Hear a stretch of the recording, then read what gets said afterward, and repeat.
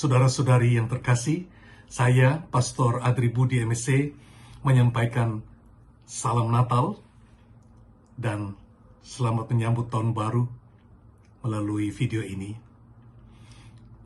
Setiap tahun kita merayakan Natal, tetapi perlu kita pertanyakan selalu, apakah saya mengerti, apakah saya menghayati perayaan Natal yang sesungguhnya?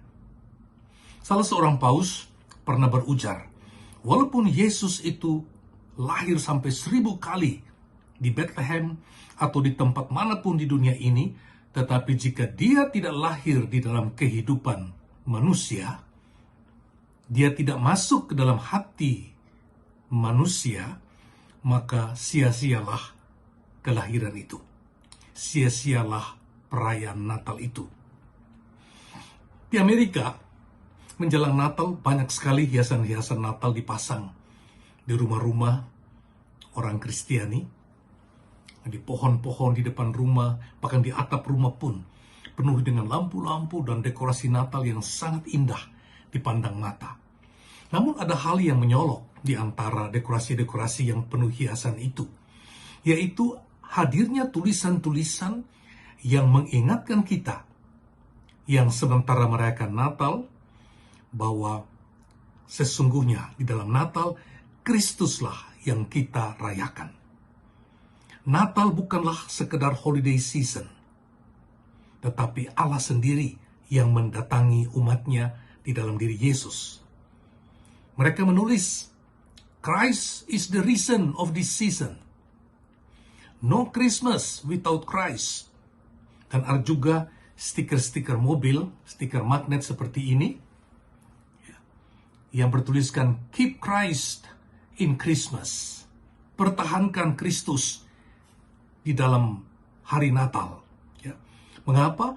Karena ada suatu arus kuat di dalam masyarakat modern untuk mencoba mencabut Kristus dari Natal dan untuk membuat orang-orang Kristen lupa pada hakikat dan makna dari Natal yang sesungguhnya, tetapi yang akan diingat dan dirindukan hanyalah suasana Natal, hanyalah pesta-pesta holiday season akhir tahun. Santo Yohanes Penginjil sejak awal telah menggambarkan Yesus sebagai terang sejati, sebagai the true light. Dalam Injil bab 1 dan Injil Yohanes bab 1 ayat 1-5, Yohanes menyebut Yesus adalah firman. Dan itu ditulis dalam huruf besar. Dan dia katakan, dan firman itu adalah Allah. Dan firman itu adalah Yesus sendiri. Dan dia katakan selanjutnya, di dalam dia ada hidup. Dan hidup itu adalah terang manusia. Terang itu bercahaya dalam kegelapan, dan kegelapan itu tidak menguasainya. Jadi, saudara sekalian, jika kita merayakan Natal, kita bukan merayakan hari ulang tahun Yesus. Oleh karena gereja tidak pernah mempromosikan dan mengajarkan supaya umat percaya harus merayakan ulang tahunnya Yesus seperti kita. Tetapi dengan Natal, gereja merayakan kedatangan Yesus ke dalam dunia, ke dalam kehidupan kita yang gelap ini, karena hidup kita terus-menerus dikuasai oleh dosa dan bayang-bayang kematian. Di hari Natal, gereja sebenarnya merayakan satu mujizat yang luar biasa. Mujizat yang amat besar yang pernah terjadi di dalam sejarah dunia dan alam semesta, yaitu mujizat inkarnasi. Mujizat inkarnasi adalah Allah yang maha tinggi, Allah yang maha besar, pencipta langit dan bumi dan segala sesuatu yang ada, rela merendahkan dirinya dan lahir di dunia menjadi manusia. Manusia biasa, sama seperti Anda dan saya, kecuali dalam hal dosa. Inilah yang membedakan kekristenan dari agama-agama lain.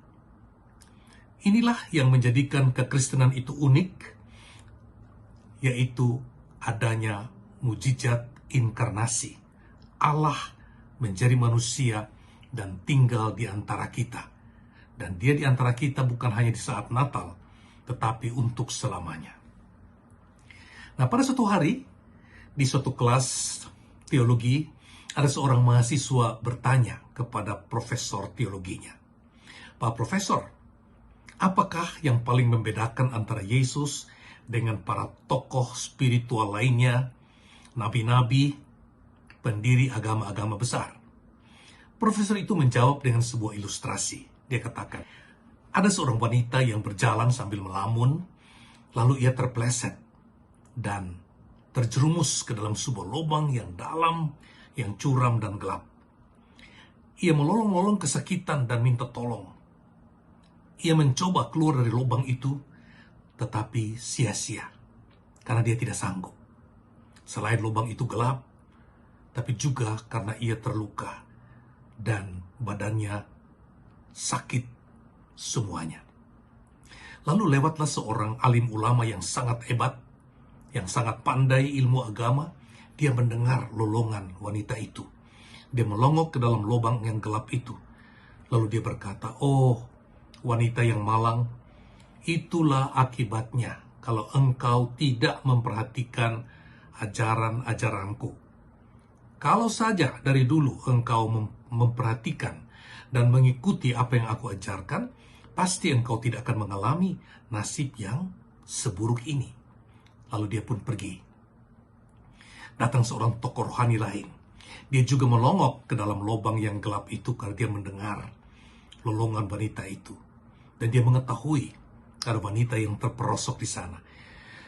Dia lalu menarik napas panjang sambil bergumam, "Aduh sayang, coba kalau wanita ini bisa keluar dari lubang ini, saya akan menunjukkan kepada dia cara hidup yang baik.